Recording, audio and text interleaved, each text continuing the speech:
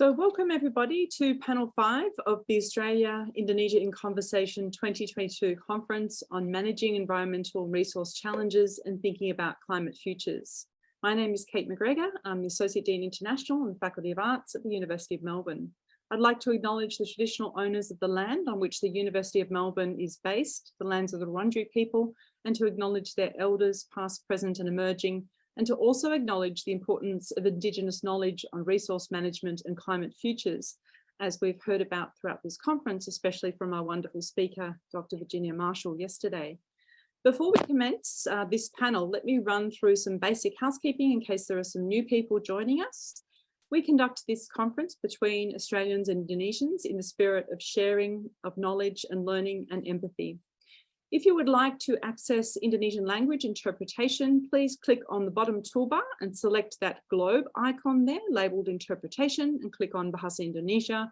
To mute the original language and hear the interpreted language stream, click mute original audio. All these instructions will also be posted in the chat. If you would like to access sign language interpretation, please pin both the speaker and interpreter by right-clicking on these people as they appear in Zoom, or clicking on the 3 blue dots in the right top corner and click pin. Please also, as I mentioned, look at the chat instructions for further information. All of our sessions for this conference are being recorded to create videos and proceedings which will be accessible also on our website at a later date. We would also like to invite our audience members to pose questions through the Q&A function. Questions can be asked in English or in Indonesian, and questions will be answered after all of our presenters have given their presentations. And we'll do our best to get through every question, but we may not get to every question, so please be patient with us. If you do want to address your question to a particular person, please also make that clear when you pose the question. So this panel, which is our final conference panel, focuses on sustainable cities and local regional initiatives, which is another urgent issue faced by cities and regions in both our countries. I will be co-chairing this panel with Dr. Amanda Ahmadi, who is from the Melbourne School of Design, and I'm going to hand over to her now to introduce each speaker and to oversee our Q&A. Thank you, Amanda. Thank you, Kate. Good afternoon and good morning, everyone. Selamat pagi, selamat siang. It's really my pleasure to chair this session and to facilitate what I would consider as much overdue cross-cultural multidisciplinary conversation about urbanization and sustainable cities. I would like to first introduce our first speaker. It is my pleasure to introduce my colleague, Professor Alexander Felsen, Elizabeth Murdoch Chair of Landscape Architecture of the University of Melbourne. Alex is an urban ecologist, and I'm really looking forward to listen to his presentation this afternoon. Alex, over to you.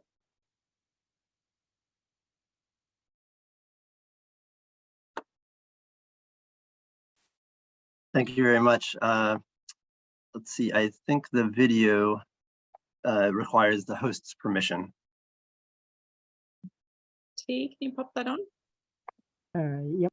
Thank you. Great. I will just share my screen.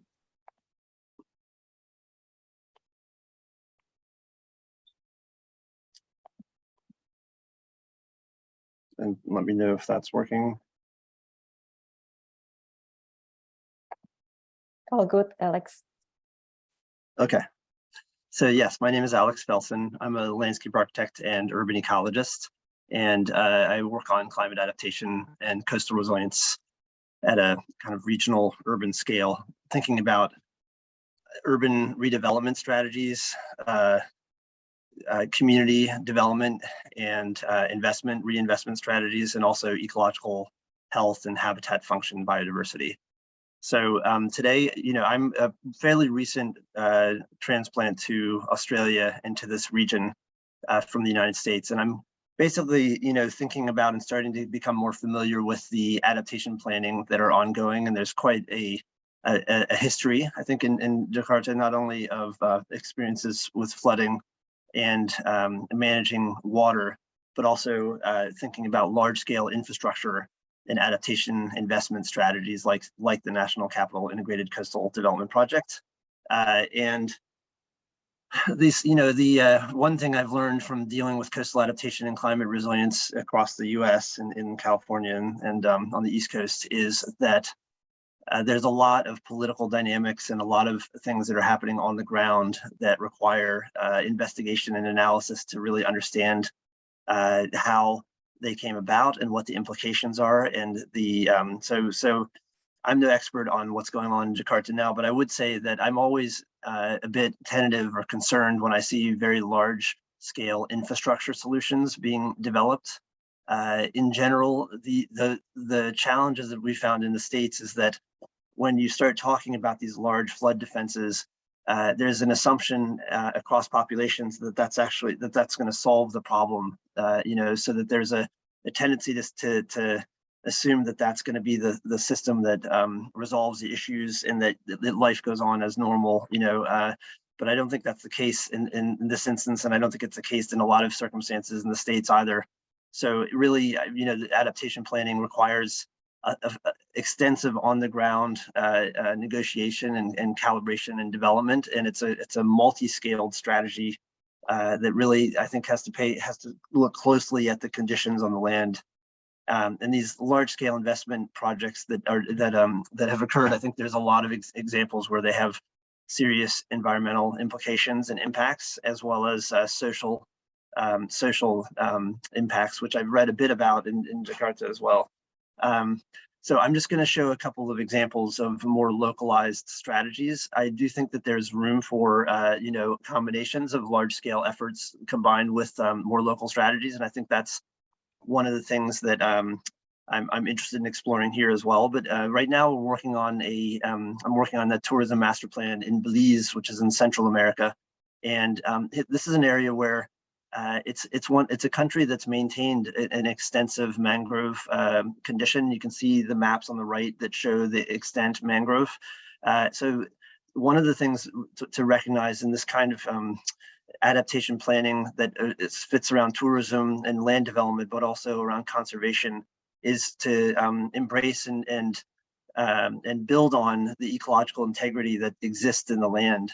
And so for Belize in particular, the mangrove systems are not only functioning from a coastal erosion perspective and managing sedimentation and other factors, but also dealing with wave attenuation. They're also actually functioning as partial septic systems for dealing with septic waste. And there's a lagoon system, a mangrove lagoon system that treats sewage.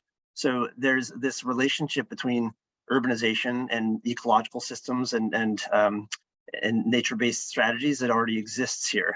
And when you start looking very locally, you can see that the mangrove systems are being eroded, which undoubtedly is occurring throughout this region as well. So this idea of how do you negotiate and ensure that investment strategies in large-scale infrastructure projects aren't taking away some of the fundamental components of the landscapes that are functioning ecologically and from a flood defense strategy. And at a very local scale, we have put together a proposal to develop a series of what I call designed experiments that are embedded research stations that are part of St. John's College. So they're a local university and they're framed around an academic education component, but the design and implementation of that research is intended to provide data and information on mangrove health over time with sea level rise. And so it's an example where it's a very local example where you start to bring together the design of experiments and research as a component of informing adaptation planning within Belize to deal with some of the mangrove management as part of the erosion control in the city. And then a second project that I just wanted to share is work that have been doing in Connecticut between New York and Boston. And again, this has to do with the glacial and geologic history of the land. So you can see in Connecticut, there are these north-south ridge lines that exist along the Long Island Sound, and essentially there are low-lying patches of risk. And so as we work with towns and with communities to start to understand these issues, rather than looking at individual homeowners or looking at at cities as a whole, we start to look across what we were calling zones of shared risk, and we start to identify how we can best use the geology and the topography of the land effectively. And so we've developed what we call resilience corridors, which are investment strategies for the state to invest in ridgeline roads that provide egress to low-lying neighborhoods, but also connect down to infrastructure that's on the coast, sewage treatment plants and other factors. So it's a way for the state to target resilience investment strategies that have no regrets, that facilitate negotiation between state level and federal funding to local scale funding. It establishes a decision-making process across scales, and then develops actionable projects. And then we've defined what we call zones of shared risk, which are essentially subpopulations that share similar risks as opportunities for negotiating and for simplifying some of the negotiation strategies around adaptation planning. So this typically includes clusters of homes that may have an egress route that floods, and you know, there's 130 homes that are downstream of that have investment potential, so that you can start to negotiate public-private investment strategies. This allows for more complex overlays of land use and coastal changes that you can negotiate, and it takes into account the heterogeneity of the coastal conditions and allows for targeted planning strategies to deal with some of the conflicts across stakeholders. And so it's really a way to start to negotiate within this context of non-aligned interests and uncertainty, recognizing that one size doesn't fit all, and understanding the costs and trade-offs, the compromises associated with potential projects. And so that's the zones of shared risk model you can start applying in more urban areas where you have sub-basin watersheds that where you could establish management regimes that could support some of the water management flood risk.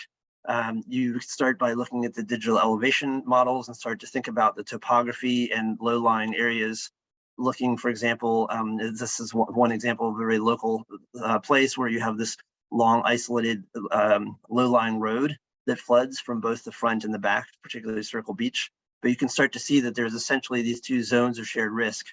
The Circle Beach component here is a subpopulation of homes that don't really have an impact on this higher ground area here, but this higher ground has an impact on the lower area because that's their egress, or that's their road access to it, and also their septic system. So where there's potentially septic failure, you start to have a cascading effect. So the idea of developing these zones of shared risk is that it builds on the landforms and the conditions on the ground, and it targets populations, subpopulations that share similar issues.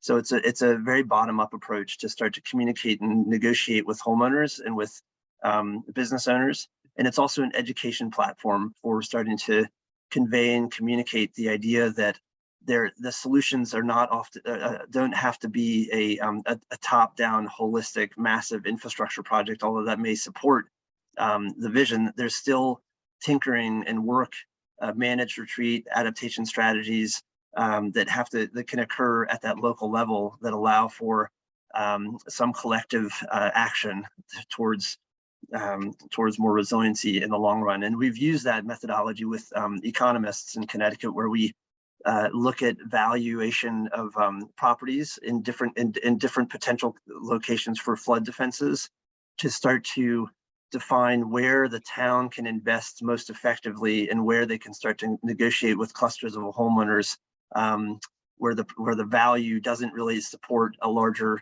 group of population, but it may support their small cluster. So it's also a way of differentiating and defining targeted areas for investment that can be catalysts to ensure better choices and better decisions as smaller projects get implemented and can essentially be built up into these larger designs. So, you know, in conclusion, I think the need to simplify and clarify that decision-making communication process is key. I think that the notion of working kind of top-down and bottom-up, and recognizing the importance of and the challenge of proposing these large-scale infrastructure projects that can be misleading in the sense that they suggest a solution, or they suggest a way to keep things in the status quo, rather than ensuring that the population starts to recognize that we're in a changing condition, a more dynamic condition that's going to require more robust and resilient planning and adaptation strategies that work at a cluster scale, at a collective community scale. And I will end there. Thank you.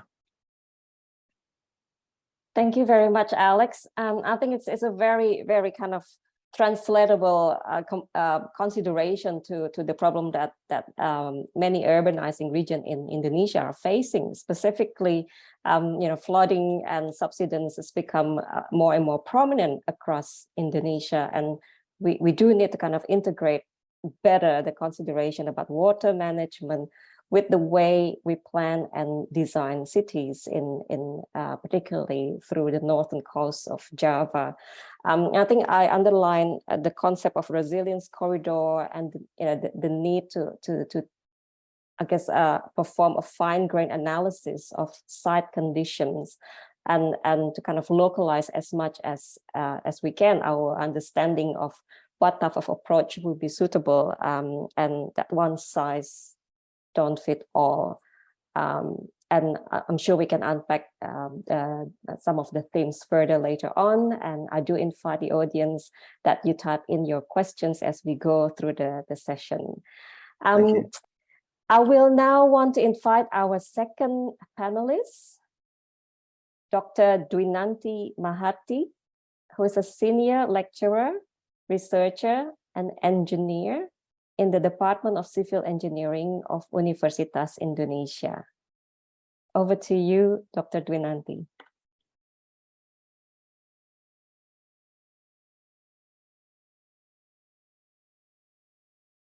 I think you're still mute. Can you hear me? Yes, thank you. So I would like to share my screen.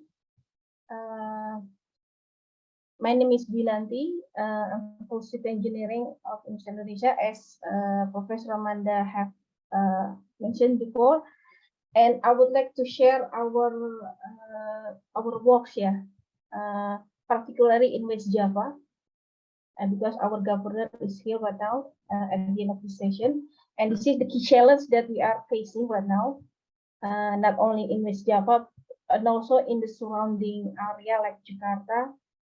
And then, as you can see, this is like an annual events happen in Indonesia. And then this is what we are doing in 2016, what we call a water service with Bogor. It is a new approach how to achieve livable, resilient, and sustainable, and also productive cities. And at that time, we started from Bogor, Regency and cities, and also there's another new development city, we call it Sentul City. And then what we saw that Bogor itself has a big potential to achieve a water sensitivity in the next 10 to 20 years.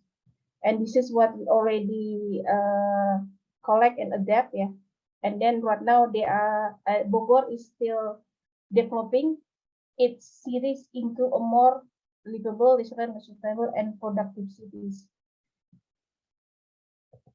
And what we have there, that we also develop what we call learning alliance. This is a declaration of water sensitive city where we support the activity of water champions. This happened in 2017. And then it is supported, of course, by the region and also the mayor of Bogor. And this is in 2018, we are invited by the government of West Java in order to help clean the Citarum. This is what we are doing. And then we also met region of Bandung in December 2021. This is what we are doing that we would like to share in order to responding about the climate challenge in Indonesia, that we are starting at the Citarum River. This is what we are doing, revitalizing the Citarum River.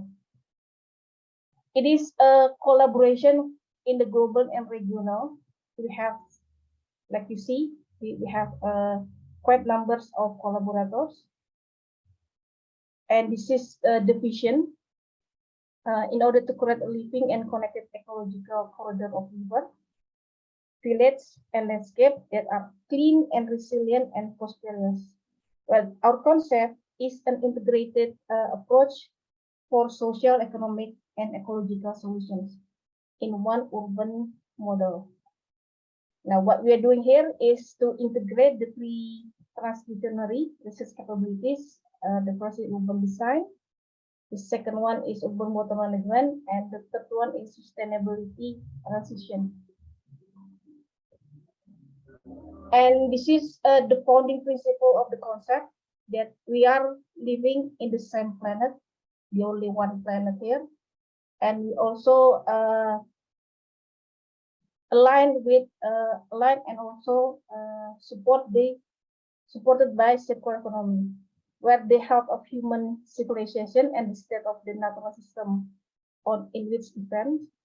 And this concept is critically important for the revitalization of the river. This is what we are doing. The objective for the river revitalization, from microeconomy to water restorations, to the climate change mitigations, water and sanitation services, and also solid waste services.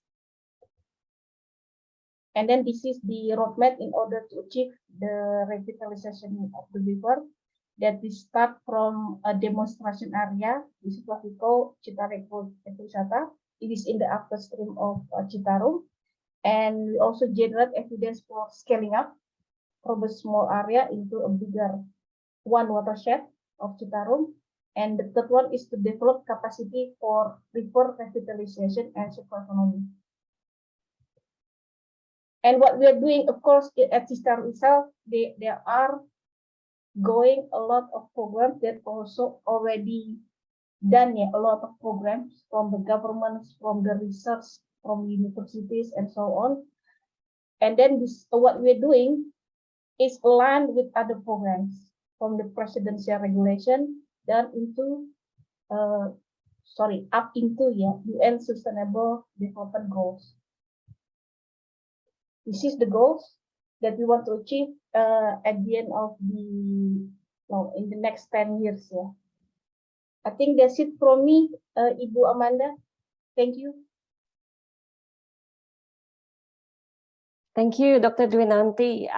It's certainly very, it's important to kind of understand the challenge and the crisis of this recurrence of flooding, especially in West Java. This is an area about around a fifth the size of Victoria, with a population of 50 million people. So the scale of urbanization have major impact on the river system, and the occurrence of flooding it's just effects of life, and it's really fascinating that you've shared this intention to kind of integrate so many different aspects and initiative, and I think there's a clear shift towards kind of just solely engineering solutions. So thank you for sharing that ongoing project.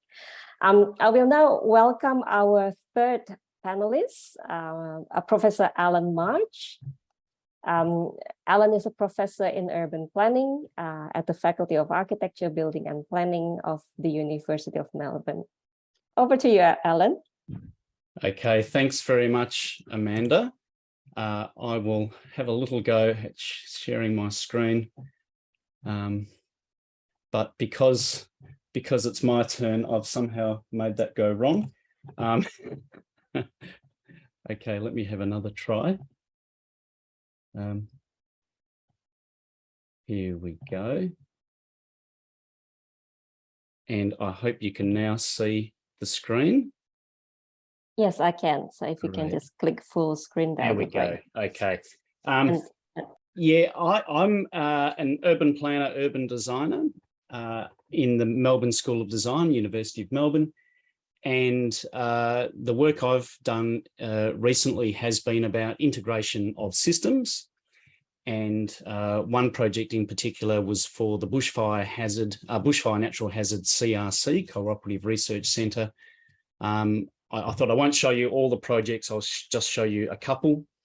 And in these projects, we've looked more at the systems and I guess the governance structures that link disaster risk reduction for various natural hazards with urban planning and related building systems. If we look at bushfire and wildfire, we call it bushfire. And I chose that one because it's probably the most recent one for Victorians, although I would hasten to add, depending what part of Australia you're in, you may have just faced a very significant flood event or maybe two in a row. But what I'm showing here on this screen is one of the fundamental starting points we used to look at a number of risks. In this case, it was wildfire, to think substantively about, well, what do we need to do to reduce risk? And we deliberately went down this direction to take us to working on what the problems were that increased risk to wildfire and what we might do about them. And I also chose wildfire because in Victoria, we have quite a well-developed system for working on wildfire through urban planning. It's relatively well integrated. And one of the reasons for that is that in our planning schemes, and I'll take a rather regulatory approach here, acknowledging there's all kinds of other systems like firefighting and forest and grassland management and so forth. But we have a system that directly seeks to integrate wildfire risk management with urban planning and with a range of other systems. But bushfire, wildfire, has this unusually privileged position in our planning system in that it is prioritised over other goals. Those other goals might be economic prosperity, or indeed they might even be over ecological preservation or preservation for certain species of flora and fauna.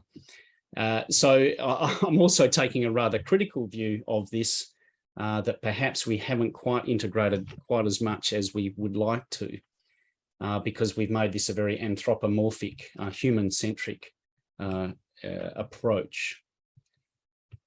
But one of the reasons we have quite a good way of managing wildfire risk is that we have fairly good mapping.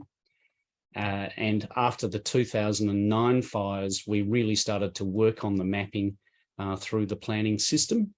And that has been improved significantly since that time. So we know where the different broad levels of risk exist. We also have, and don't worry, I won't show you heaps of planning provisions, but we also have quite a well-developed and sophisticated set of regulatory controls for managing bushfire risk. And they cut across many other provisions in the planning scheme, but importantly, they also work with the building controls as well. So we can categorize these approaches to carrying out sort of 5 main ways of managing bushfire risk. And I would encourage you to think about other types of risk, particularly natural hazard risk. It could be flood, it could be storm, it could be sea level rise, using these kinds of categories. Just reducing vulnerability, maybe having a better structure or training people better, reducing the hazard itself. That might be at the expense of natural habitat here.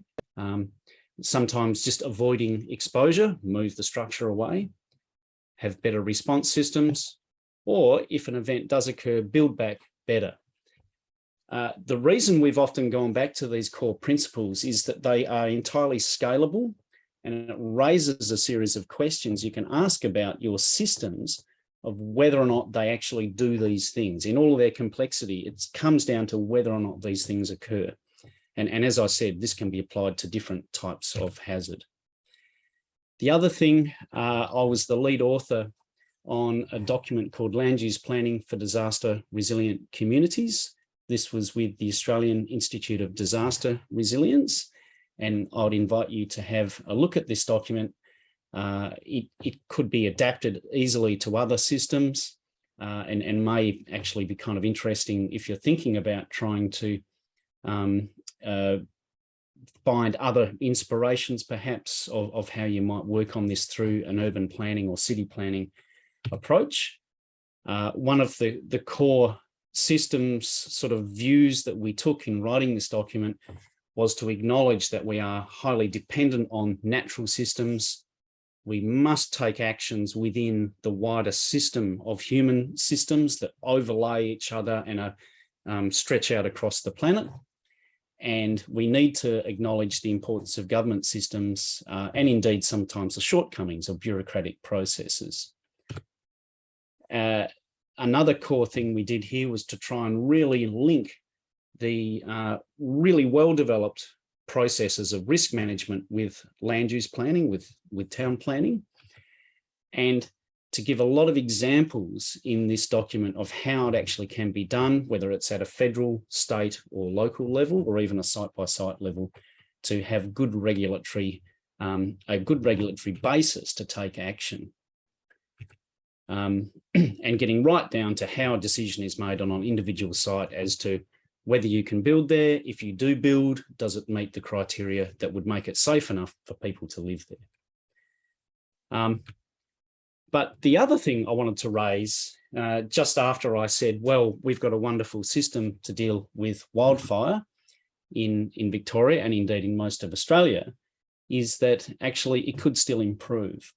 And another project that recently finished I was working on was just to think about in a very critical way how it is so difficult to integrate actions across disparate systems through a range of mechanisms. And without going into all the details of it, we built a diagnostic toolkit that can be used to ask a series of, like a battery of questions of a planning system and a building system and a response system, etc. And it would essentially give you an understanding of where the weak points are in a planning system primarily. And you could see it as a series of questions to run through and ask with grassroots people, with people from government, with people from response agencies and so forth, with building agencies, etc. How do you do this? And to provide a critical review of a system.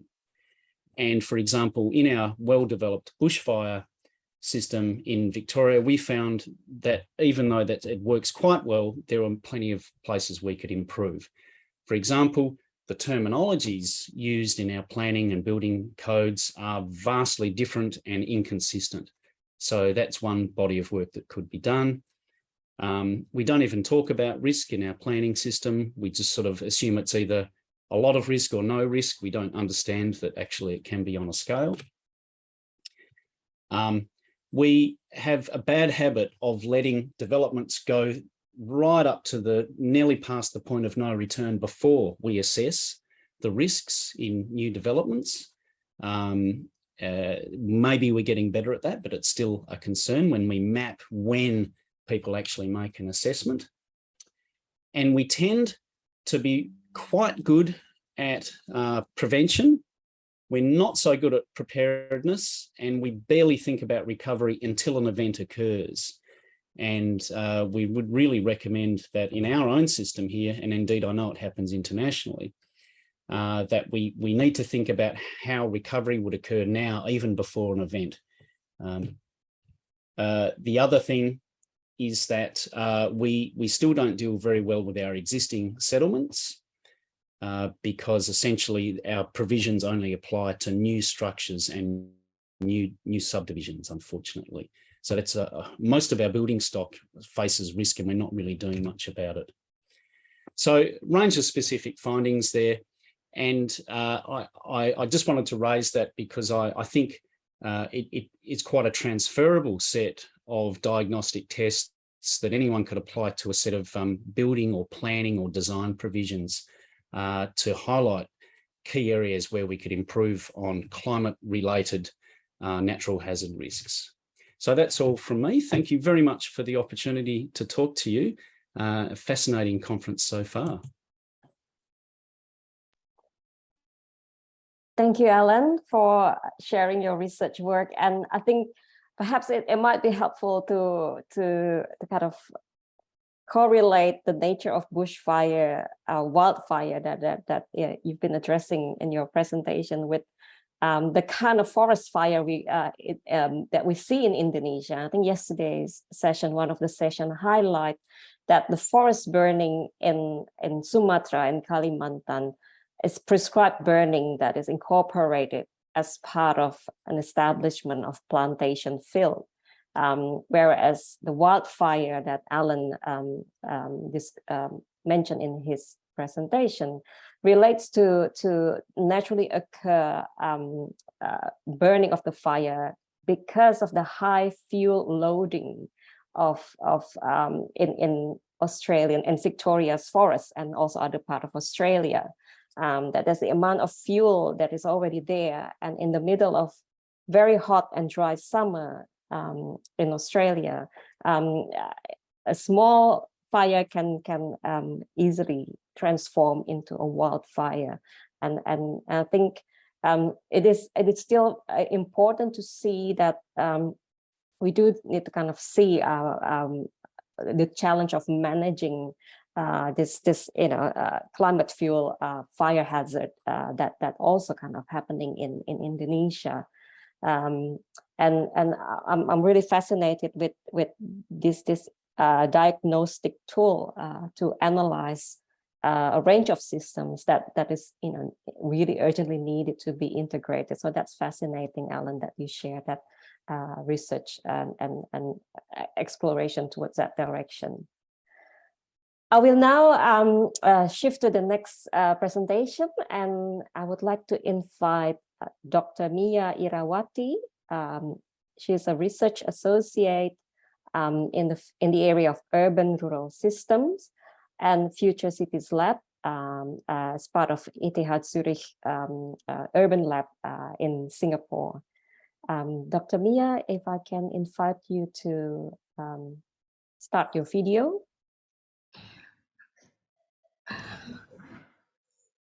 Hello.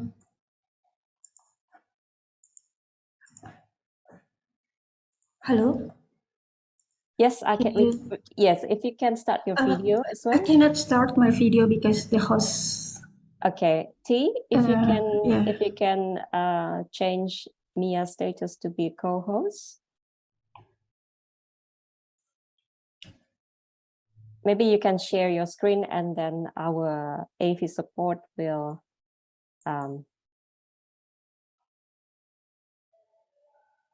Thank you. That's great.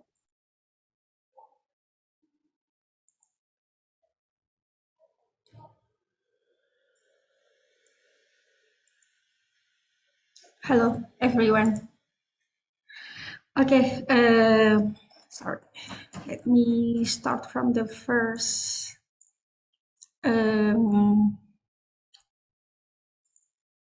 Can you see my slide clearly? Yes, very clear. And I think your video is now already on. Okay. Thank you. Thank you for Australia-Indonesia initiative to invite us, the team from ETH Zurich, and to share our learning process on expandable house, especially for responding how we researcher addressing sustainable housing. It is an honor to share in this forum about expandable house, one of the 20 shortlist nominee Aga Khan Award for Architecture 2022. This pilot project is a collaboration between the Urban Rural System team at a Future Cities Laboratory, or FCL, a research unit of the ETH Zurich in Singapore, and Batam Municipality and the community of Kampung Melayu Tua, Batam, Indonesia. Expandable house, or rumah tambah in Bahasa Indonesia, and rubah for short, is from the learning, actually we are inspired by the kampung and other forms of informal housing modes and internal migration. Kampung often exhibits precisely the features of adequate housing, such as affordability, availability, services and infrastructure, and access to jobs. is capable of expressing cultural identity in their strong culture of self-resilience, economic resilience, and robust sense of community. Expandable house is designed to be a new type of dwelling that can be adapted to many different locations in rapidly urbanizing regions, especially in monsoon Asia. In this sense, it intended as a seat capable of generating many different kinds of dwelling rather than being a singular one of design. Why should we respond to urbanizations? From this global raster data map, Asia has experienced rapid urbanizations, mainly in monsoon regions where the land is fertile for food staple production. This region also has experienced rapid population growth. 60% of the world's population now is living in Asia.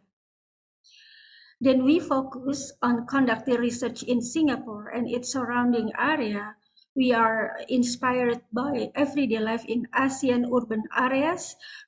We research on 17 the fringe of city and towns in Asia by focusing on urban characteristics such as street activities, building facade, and etc.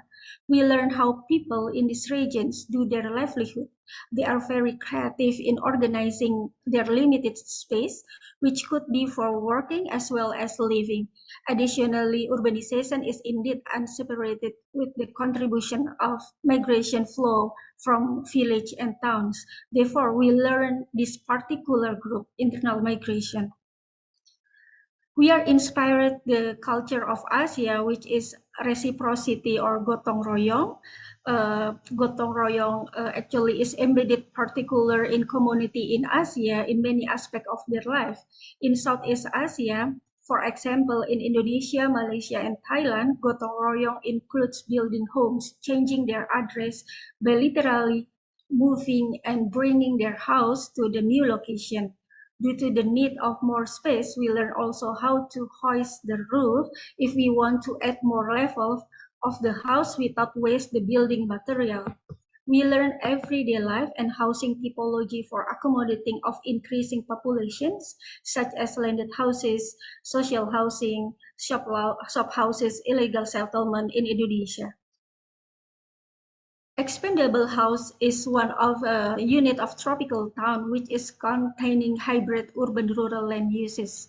The 16-hectare idealized tropical town has 1 hectare dedicated public facilities and 15-hectare communal different design of sustainable settlement combined between the house, communal space, and infrastructure for road, water, energy, and waste.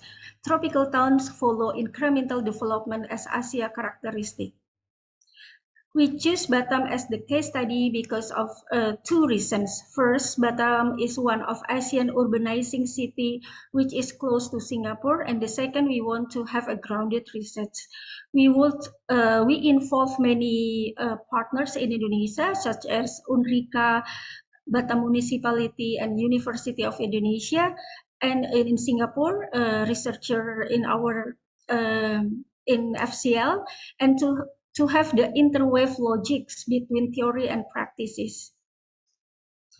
So actually, there are 2 main challenges that we learn from Batam. First, housing provision for internal migration, and the second is land ownership. Batam is special economic zone in Indonesia, focusing on industrial estate, ports, and tourism, which the land in Batam cannot be purchased due to the state asset. However, there are communal lands owned by several preserved Kampung Melayu Tua. In this kampung, the community could sell their land only to other their members of community. Alwi, the head community, wearing the brown uniforms, led the land in Kampung Melayu Tua after several discussions to be built. Let the land to be built after several discussions with the community. So expandable house has been designed specifically for regions around the fringe of cities and towns. where the impact of rapid urbanization is most directly felt. In this region, land is still relatively cheap. New industry and associated jobs are springing up. Rural migrants often first arrive in the city and infrastructure. This lesson learned from Kampung is incremental development. Incrementalism is the logic of tropical town and expandable house. The metabolism diagram shows in the first year, a new household needs 36 square meter. When they have increasing income and household and more household member, there will be increasing needs for space, water, and energy consumption and waste production. So the expandable house is designed from 5 principle. First is a sandwich sections. Second is domestic density, and then decentralized system, a productive landscape, and package seat. So in the following slide, I will explain one by one. So the first principle is sandwich system. The house provides a hoisted roof, floor, and foundation as layering braid that support up 3 floors as a ceiling. The system allows flexible financing whereby the household or developer who built this house provide the first floor. In the future, the household provides infill based on their budget allows. It also helps to accommodate crucial income generating function such as shops, cafe, garage, and along with dwelling. So we did experiments mindfully the mechanism for how hosting the roof, focusing in for supporting main points of the mechanic structure. 4 to 8 people must work together at the same time to lift up roof by spin the levers. At the end, we invite the community of Kampung Tua, Batam municipality, and student in Batam to try the mechanic system for having their feedback. The expandable house promotes domestic densification in vertical dimension, supporting benefits of co-location of dwelling and employment for generating income. It also helps accommodate crucial income generating function. We also create a scenario of facade for dwelling and income generating function. The section of interior, so this is also like the scenario of interior design of expandable house, follow incremental phase of expandable house from the first floor to the 3rd floor. We also developed the design of mobile kitchen from various charts of street vendor in Batam. The kitchen could be function as a chart for income generating function, for example, for the small restaurant. So the third principle is decentralized system. Rainwater harvesting, solar electricity generating technology, sewage, septic tank, and passive cooling principles are integrated locally with the house to avoid expensive and often unreliable centralized approach to infrastructure provision.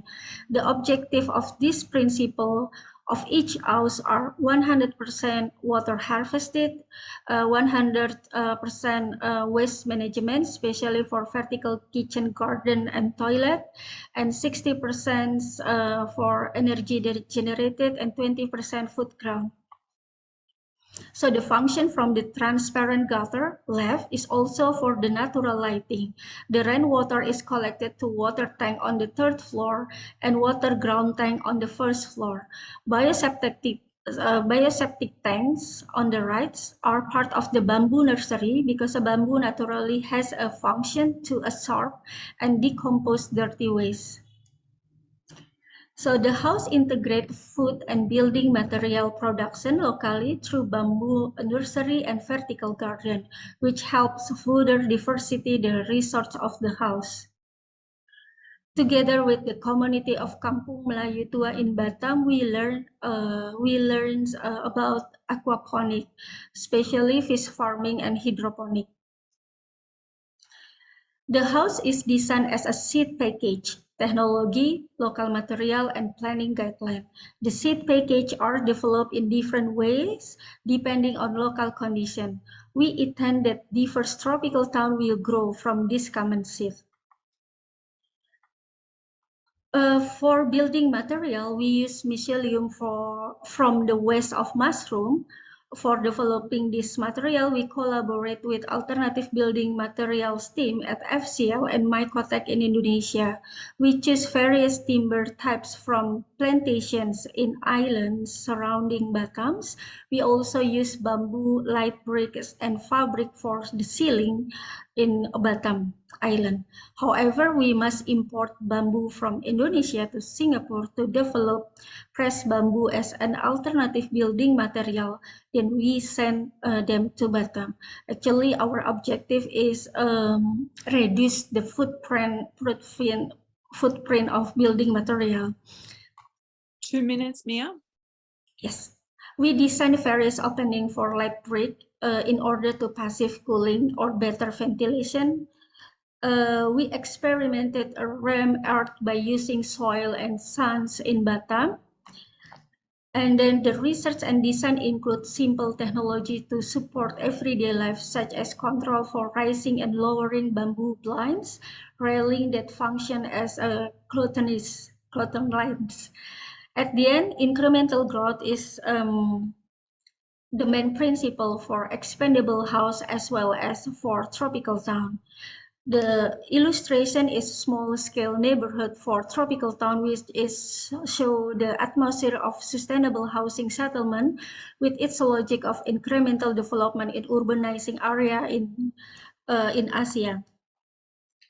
This is the site plan of expandable house, and the expandable house implement the open plan with toilet and shower in the first and the second floor. We did hand over the house to the community in February 2020 after conducting a post-occupancy research for 8 months. So in 2020, Expandable House was the winner for the best living space in Asia Pacific in the awards. This is the new energy for us to develop tropical town. Since last year, FCL has continued to detail urban design of tropical town to be developed collaboratively with a developer in Indonesia, and then it will be developed in peri-urban of Jakarta. The starting year for development plan of tropical town will be in 2024. So thank you.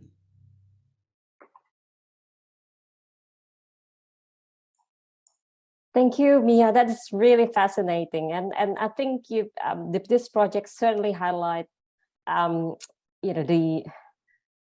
informal urbanism that occur throughout not just Indonesia or Southeast Asia, but the global South is a very rich source of inspiration, and the whole it contains a range of spatial tactics of how to utilize and maximize the use of a very limited space. And I think there's much lessons to be learned. And another element of it is, of course, the capacity of the community themselves to govern and shape their environments and to adapt. They're very nimble. And I think it's a very fascinating project. I'm sure there'll be plenty of questions coming from the audience and also from the other panelists. I would now like to welcome our next panelist, Ms. Joanna Kormas. She's the Manager Statutory Policy for Planning Systems Reform as part of the Victorian Department of Environment, Land, Water and Planning. Over to you, Joanna. Hello, everyone. Thank you, Amanda. Selamat siang. I hope I got that right.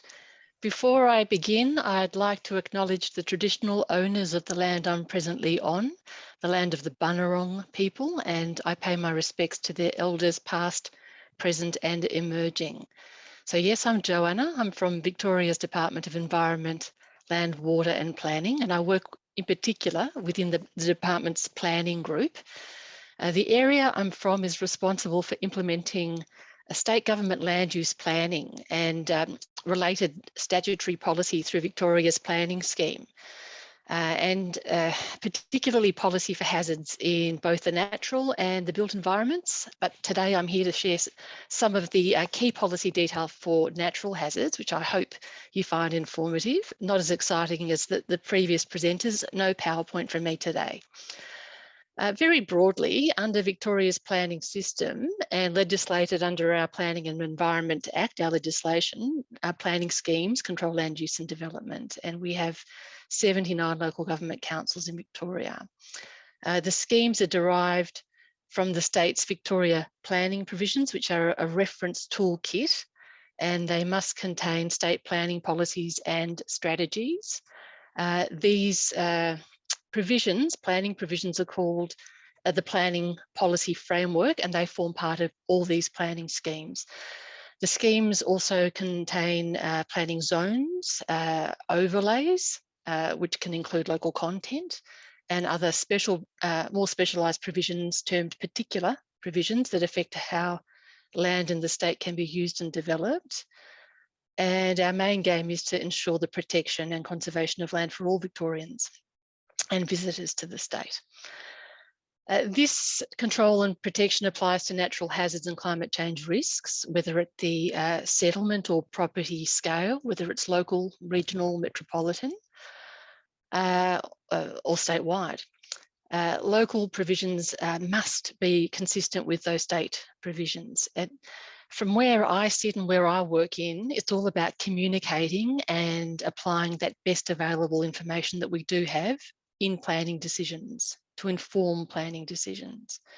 So we support that communication and application in order to protect human life, assets, you know, whether they're social, economic, cultural, environmental, and we have to remain responsive to hazard and risk and move with it as we learn more about it. And that's kind of the section that I represent.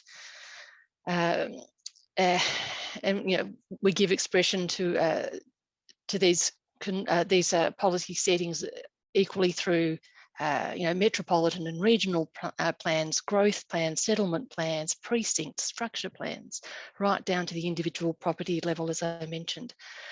And it's important to note that even if a planning scheme in Victoria doesn't contain a hazard control, a hazard overlay, whether it's flood, fire, or whatever the hazard may be, planning decisions and decision makers still have to consider those hazards. They have to think about flood, fire and erosion. That's the beginning and the end of the planning scheme as it sits. And in the middle, we populate it with hopefully good current localised information. So we, in planning, distill other pieces of primary legislation's needs, I suppose is one way of putting it. That includes the Climate Change Act, our newest coastal piece of legislation, the Marine and Coastal Act, the Water Act. There are many. It's not just the Planning Act. We're a good portal for everyone to do their good work through, in theory.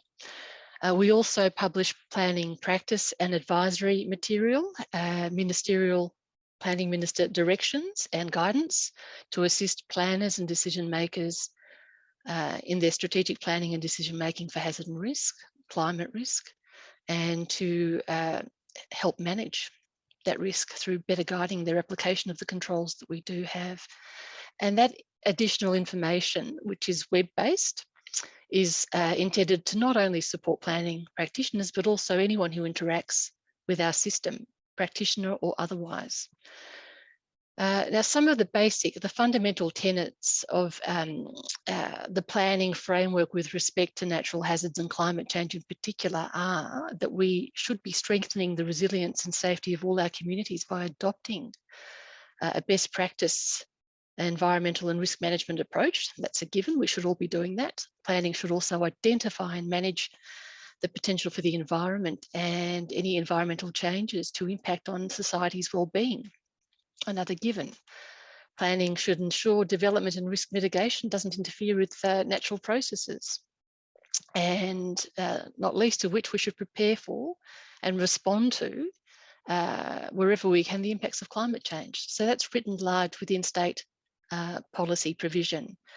We have, and Alan's previously touched on some of the bushfire, so I won't go into as much detail as I was going to, but we have objectives for state settlement policy in Victoria, and they require planning to recognise the need for and to play, again, our part in contributing towards climate change adaptation and mitigation.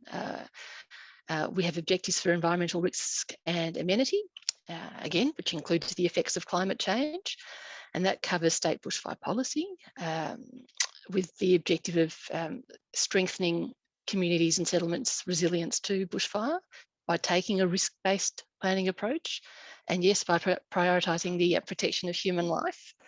We have state floodplain policy, whose objective implements the requirements of the Water Act and the state strategy for floodplain management, and that again includes planning's role in assisting in the protection of life, property, community infrastructure from the hazard coming from flood, whether it's coastal, riverine or drainage, overland flows and the like.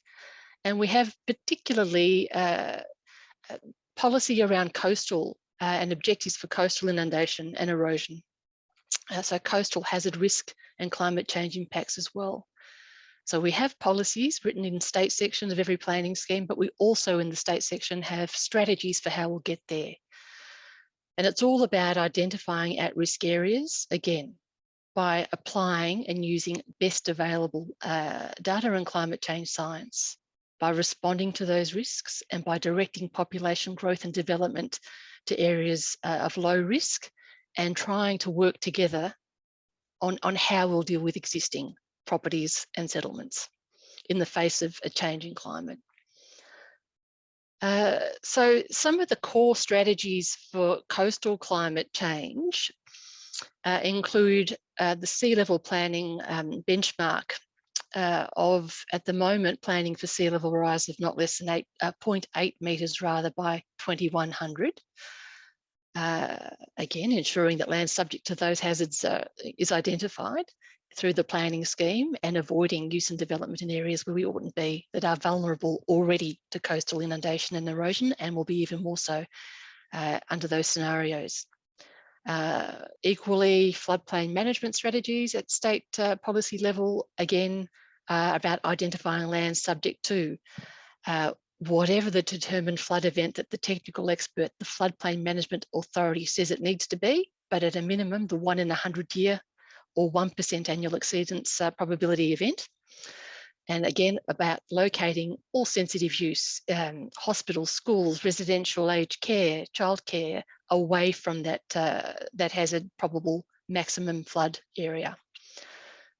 We also cover, I shouldn't forget either, state objectives and strategies that look after non-coastal erosion, landslip, stroke landslide, and other land degradation processes. Same principle, identify those areas through the planning scheme where we have the data to support that and to prevent inappropriate development in those areas that are prone to erosion or instability. So the planning scheme at a state level ensures that applicable primary legislation, where it isn't planning, is considered in all our relevant planning decisions. And whilst it's expressed in state planning policy, it's not just words on a page saying what should happen. We aim and hope we do make it happen through planning controls, through that identification of the actual problem. And we have the tools currently that we apply the hazard with, whether it's a bushfire management overlay, an erosion management overlay control, or in the case of coastal climate change and inundation, it's the land subject to inundation overlay. These were recently, or the land subject to inundation overlay was recently updated to allow for the fact that coastal is definitely included within that control. And I've mentioned the technical expertise of the floodplain manager and all statutory authorities, including fire authorities that we utterly under our planning system rely upon. They are notified through the application of this control, but even without the control, as I mentioned earlier, notification to these experts can and should still occur. They're notified or formally referred planning applications under our system, be they for strategic proposals such as planning scheme rezoning amendments, proposing to rezone land for sensitive use, for structure or precinct plan proposals, or planning permit applications to use or develop land, including the subdivision of land which would enable intensification of land for sensitive purposes, for example. So these experts equally, prepare and maintain and review the hazard data that we rely upon in planning, that we need in planning to be able to identify through the planning scheme, online through our now VicPlan, as it's termed, planning portal. It's all available there to be seen once it makes its way into the planning scheme, which is a very important part of the process, to be upfront about what we know and to share that widely and freely. Thanks, Joanna. Thank you. Oh, I'm already there, I better hurry. So I'll touch quickly on coastal hazard assessments in particular as examples, and I'll completely avoid the bushfire now, so I'm sorry about that. In Victoria, through what was termed some years ago now, in 2008-2009, the Future Coast program, the state identified 4 pilot local coastal hazard assessment areas for project funding.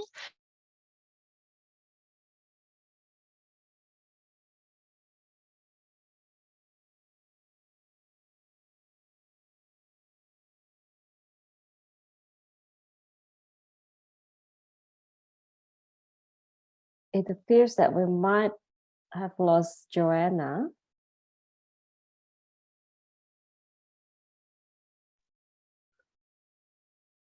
Okay.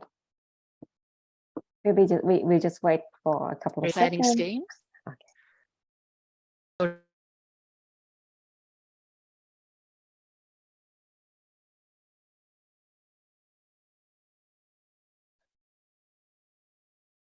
Is she back there? For a split second. I'll keep the video off and I'll quickly go through this because it's showing me that I have not even 1 bar of connection, as long as I can be heard. So the good news, the assessments rather that were done at these 4 locations weren't just the hazard assessment, but the risk analysis that went with it. They are hydrodynamic. They're not just bathtub up and down. The good news for me about these assessments is that given that they were at that 3rd pass local level and not 2nd pass statewide level, they told a better story visually in terms of the planning scheme maps. They didn't look as frightening as 2nd pass. And that said, I'm not a flood expert. I'm not a hydrodynamic geomorphologist. I just know what flood extents look like on planning scheme maps. And that's enough for me to be able to apply them through a control.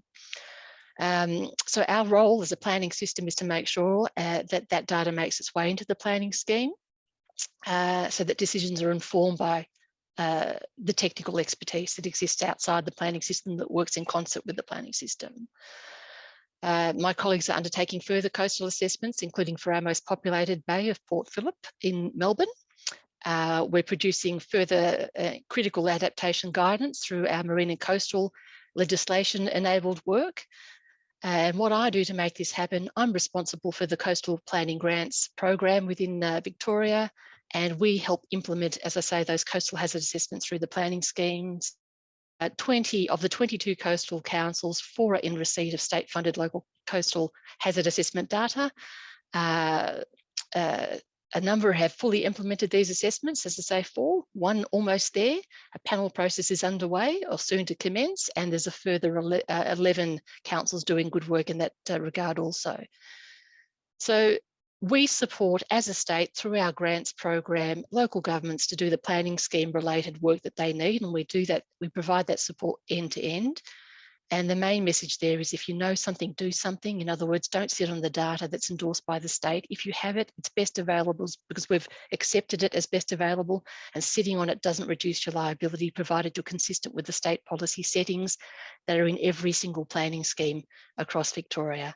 And I'll finish by saying that that primacy of human life element within the bushfire management context was the result of the Victorian Bushfires Royal Commission, and the government accepted every recommendation of the Commission at the time.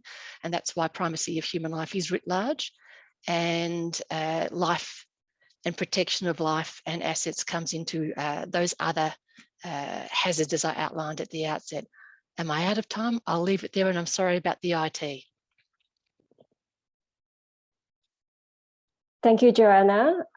Really appreciate that presentation. And I think I underscore some of your statement is the importance to strengthen the community's resilience and how we need to work together to, deal with the existing settlement, building and community who are living in the most vulnerable and precarious location. They are exposed immediately to the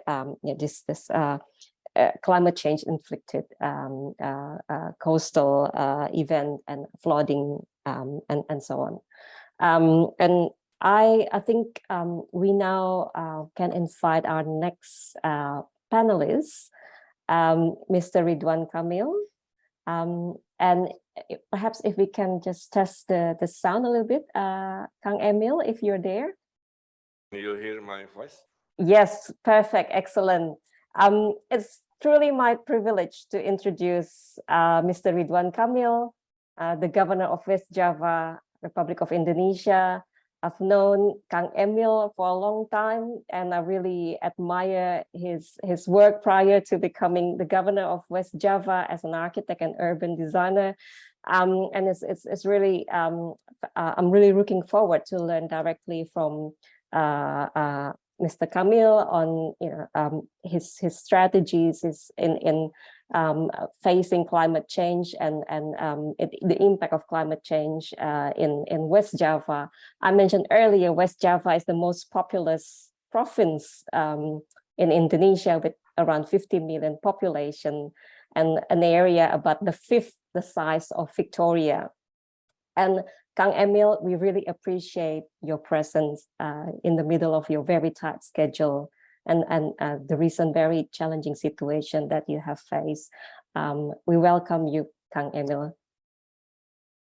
Yes. Thank you, Dr. Amanda, and thank you everyone for having me to share some of my view. I'm currently the governor of West Java, the most populous province in Indonesia. I'm managing the life of 50 million people, twice the size of Australia, but less money. So the challenge will be very, very challenging. Before I'm a governor, I was a city mayor. Yeah, so the role is a bit different. When I was a city mayor, I was exposed to more very technical issues of everything, including the issues of housing, sustainability, urban design, and so on. As a role of governor, I'm exposed more to coordinating role also. Before I was a city mayor, I was an architect. Practicing architect, consulting to many clients, including government. But now I'm the client, I'm the government, but with a background of architect. So that's give a extra positive perspective how I make decision. And also I was a civil society activist related to design and cities. I was the founding member of Indonesian urban farming communities. I was also the founding member of Creative City Networks in Indonesia and many more. So I think to concern to what we are discussing, I always believe the main issues is always about populations. Yeah, I think the issue of sustainability, people, profit, planet, is always related to how much the people consume resources. So you can imagine I have to create a strategies how to fulfill the needs to my 50 million people populations. Yeah. So it's very, very challenging.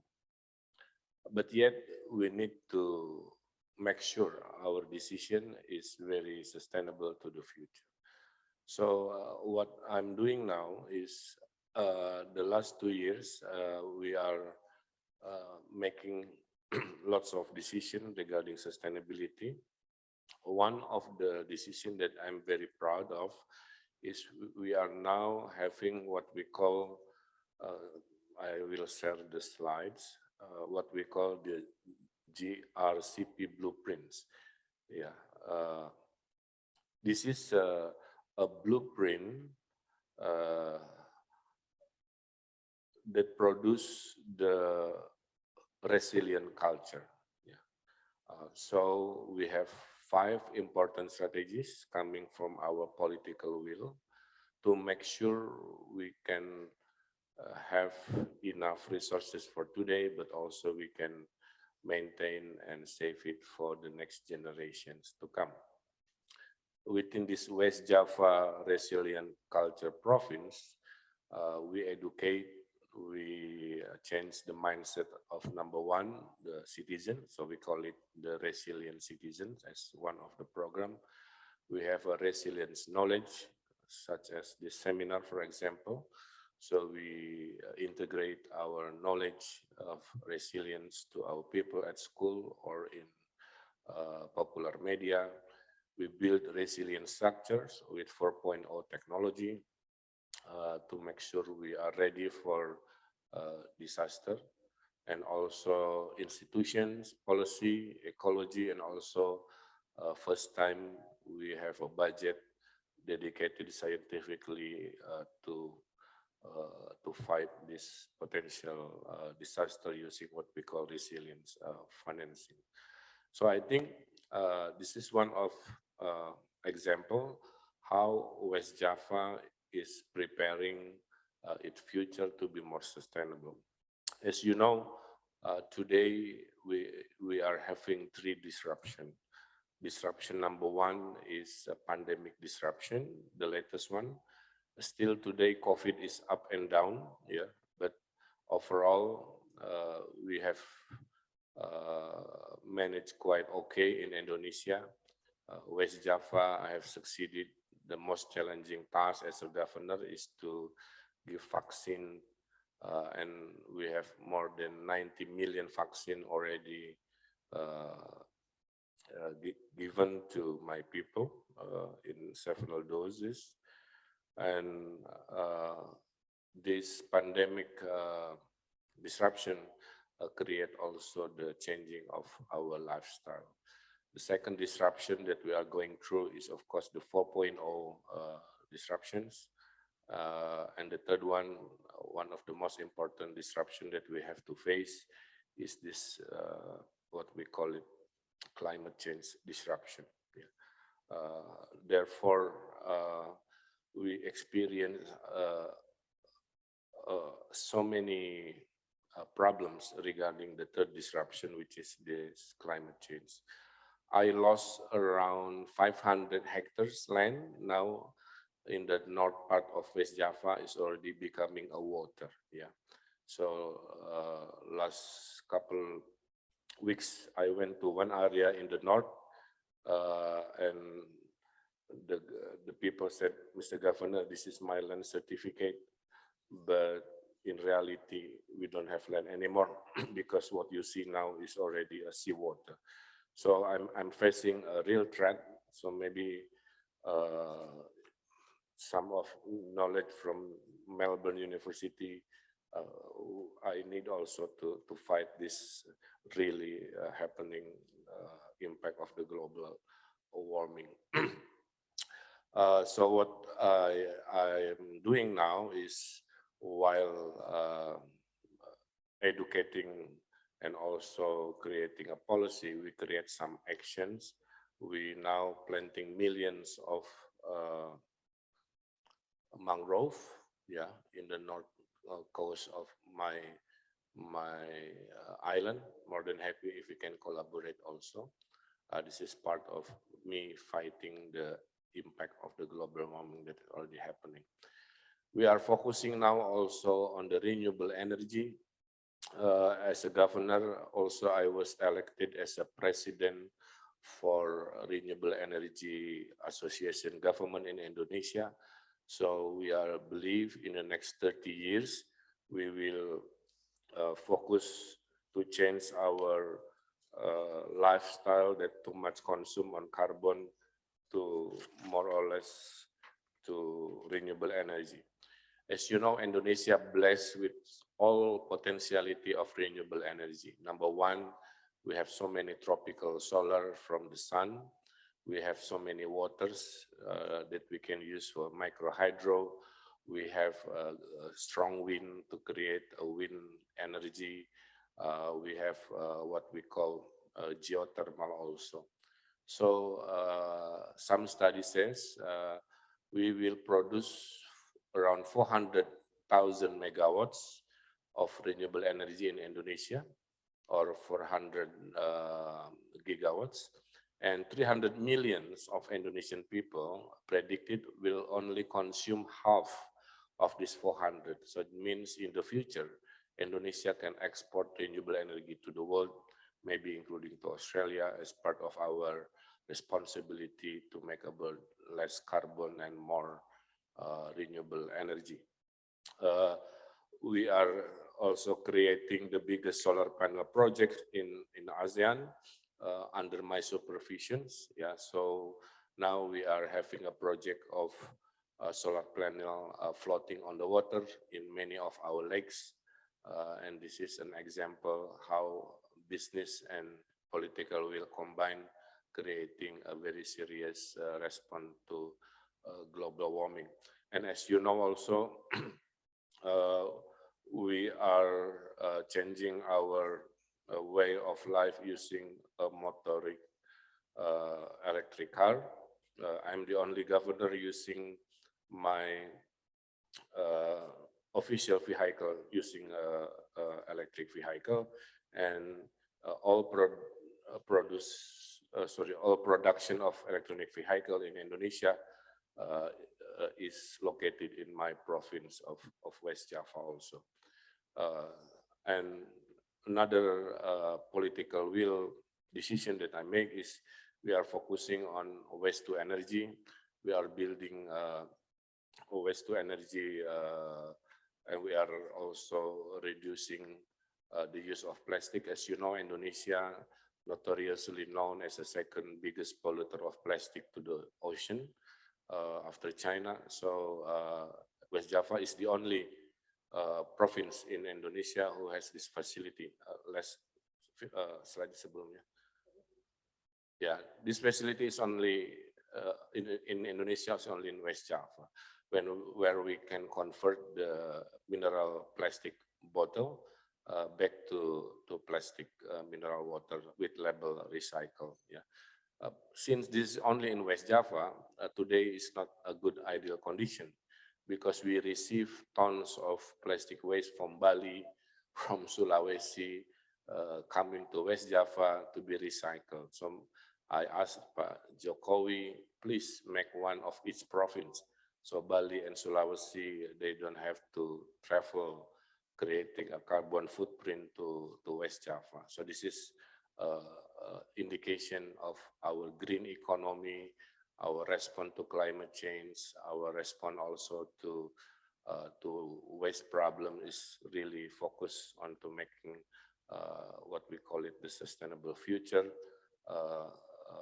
bundled by our resilience culture province blueprint that I mentioned in early process. So last point I want to make is we are today not only preparing for better future, but also we are fighting crisis. We have the longest river in Indonesia called Citarum River. It's around 300 kilometers in West Java, impacting around 20 million people. And 5 years ago was labeled the dirtiest river in the world. So I was asked by the president to handle this. So we created a team, and I create a concept called pentahelix approach. Pentahelix approach means we are asking the people, the police, the military to fight the crisis. It's not only the issues of Ministry or Department of Environment, but it's become the the concern of everybody. By having this military and police part of this crisis task force, now after 3 years, less polluters, less pollutions from the most polluted index in 2018. Now 2022, we have middle quality level, and we are hoping the next 2 years we can go to low polluted quality level, and from very dirty become a good river. And I'm happy to report to you after 3 years of this effort, indigenous fish now exist again, and many young children swim again along this water. So I think to conclude, Dr. Amanda, yes, I have a very unique mindset because I was an architect, urban designer, environmental activist also, but now changed my role from activist into decision makers. So within my mindset, I have the mindset of activist, I have the mindset of civil society thinker. I was also a lecturer at ITB. It's a combination of mindset into one mindset of a governor. So I'm hoping West Java, with 50 million population, with so many challenges, can embrace the future with better situations, because from policy, from budgeting, from action, is really part of our hope that West Java at least can become the model of sustainable society. Yesterday, I was winning an award from the central government for this green leadership, because central government see my explanation, my action is really inspiring to other area and provinces and region in Indonesia.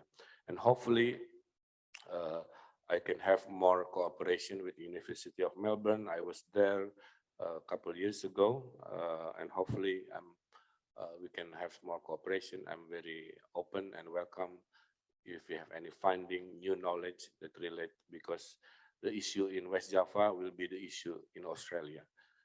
The plastic waste in the shore of island of Bali will end up in the shore of Australia if we don't do something or anything related to this. So our problem is your problem is our problem. Yeah, our city is our responsibility. Our healthy earth, sustainable earth is also our responsibility. Thank you, and I give back to Dr. Amanda again. Matur nuwun, Kang Emil. Thank you very much, Mr. Ridwan Kamil, for that very engaging presentation. And I think that the final point that you made, it's very important that Australia and Indonesia really need to expand their understanding of our shared challenge and our shared futures, because we are part of the most rapidly urbanizing region in the world. Thank you, Amanda. Thank you for chairing, and thank you to all our wonderful presenters for really fascinating examples that they've shared with us for kind of the purposes of mutual learning today. So I'm now going to switch directly to a brief conference wrap-up. It'll be very quick, delivered by two of my other conference co-conveners. So that will be Associate Professor Kate McDonald from the University of Melbourne and Dr. Poppy Winanti from the Universitas Gadjah Mada. So over to them now. Thank you. Thank you so much, Kate. And as Kate has said, Poppy and I are going to try and, as briefly as we can, recap on a few key themes that emerged across the 2 days of our conversation on managing environmental and resource challenges and thinking about climate futures. Now, the contributions from the panelists were so rich and detailed, we can't really do justice to their contributions just through trying to summarize them one by one. So what we're going to do is try to draw out some key themes that emerged from each of the panels. And what I'm going to do is focus on the 3 panels that we had yesterday. And then Poppy's going to share her reflections on the 2 panels that we had today.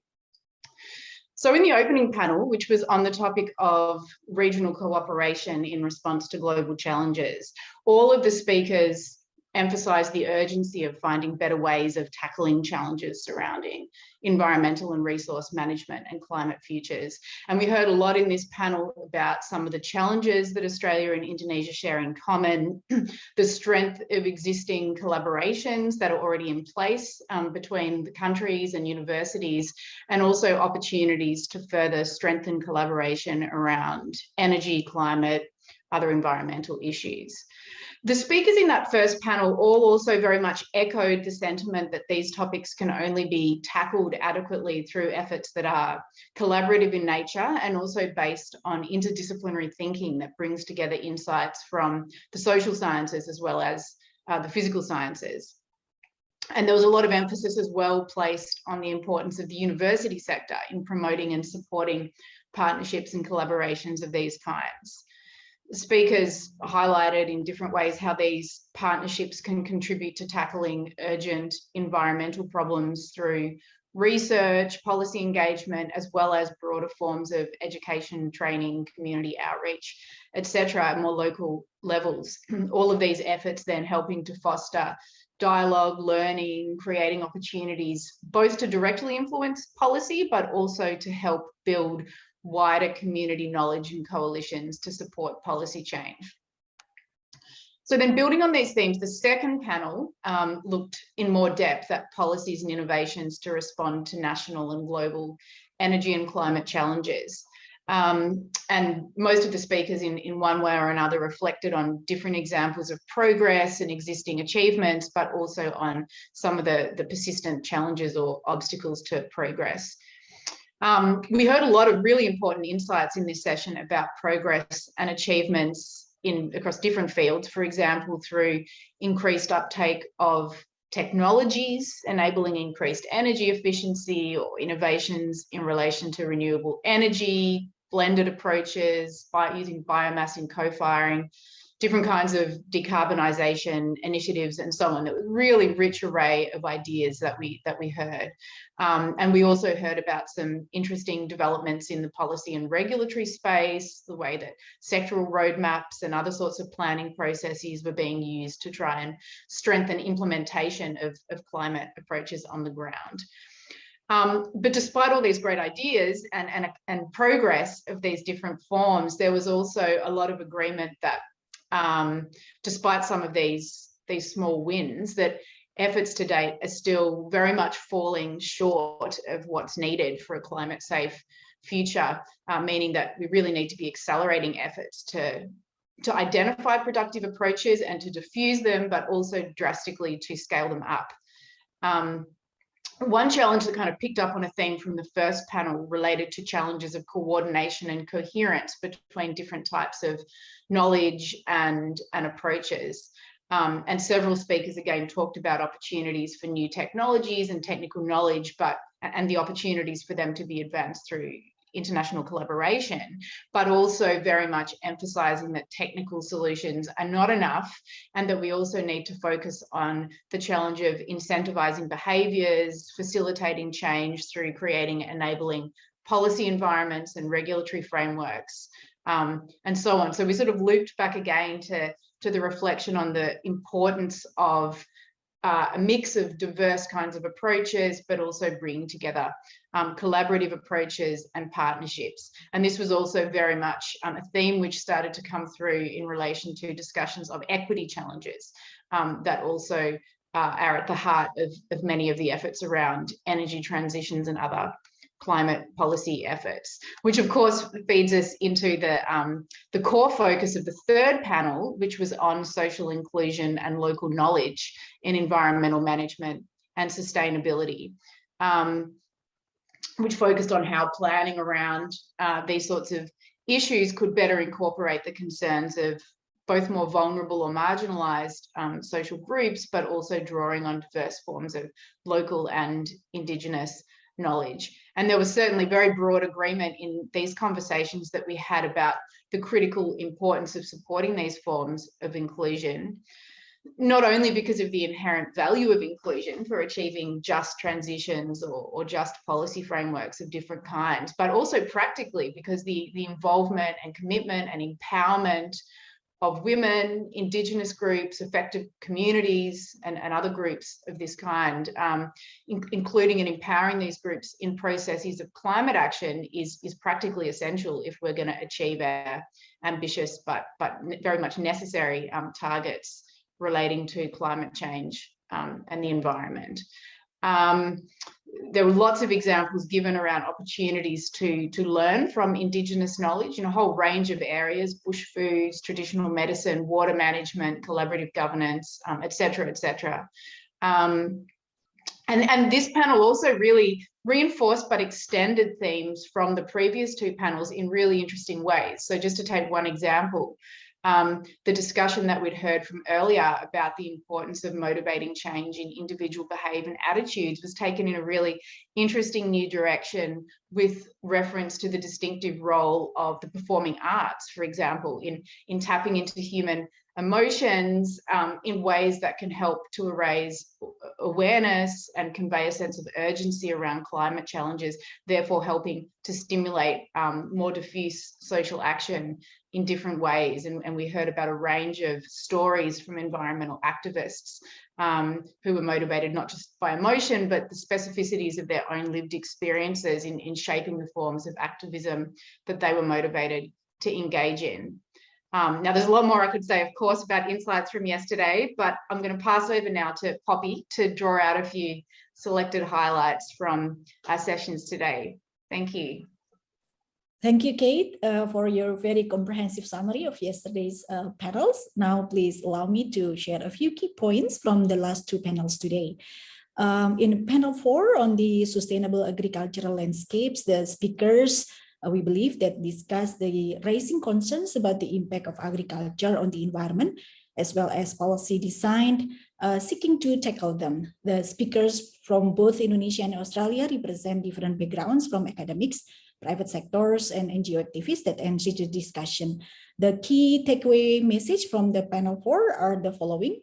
The first, as emphasized by Professor Brendan Cullen and Professor Arya Hadi Darmawan, there has been rising awareness regarding the impacts of the agriculture and its related industries. For example, like livestock in Australia and palm oil industries in Indonesia, on climate change and their contribution to emissions and landscapes problems. In responding to this, they both believe that the solid government policy and multi-stakeholder partnerships are needed. The second key point is that from a private sector perspective, Mr. Oliver Tichet shared that the industry's futures also depends on its environmental sustainability. So the private sector is currently adjusting and adapting to address the environmental issues in conducting their business. Third, as highlighted by Mr. Norman Jiwan, Ms. Gita Shahrani, and Ms. Serenity Hill, a sustainable agriculture landscape and also the agroecological transitions can only be achieved by safeguarding human rights and ensuring compliance with environmental, social, and corporate responsibility through what they call as the integrated and cohesive multi-stakeholders coalitions. We have also a very fascinating last panel today. The speakers in panel 5 on sustainable cities and also local regional initiatives talk about the multiple challenges in achieving sustainable cities and communities, which require what we call as the engineering plans to reduce the environmental impact of cities and communities by means of urban planning and management. In this panel, we also have well-known speakers with various backgrounds from academics, policymakers, and practitioners. A few key points from panel 5. First, as discussed by Professor Alexander J. Felsen, Dr. Dwinanti Martanti, Professor Alan March, innovative planning, integrated action, and adaptive strategies are urgently needed in addressing climate change and responding to natural disaster risks. The speakers highlighted the problems like flooding in Indonesia or wildfire in Australia. Those are very important to be tackled in order to build livable, resilient, sustainable, and productive cities and communities.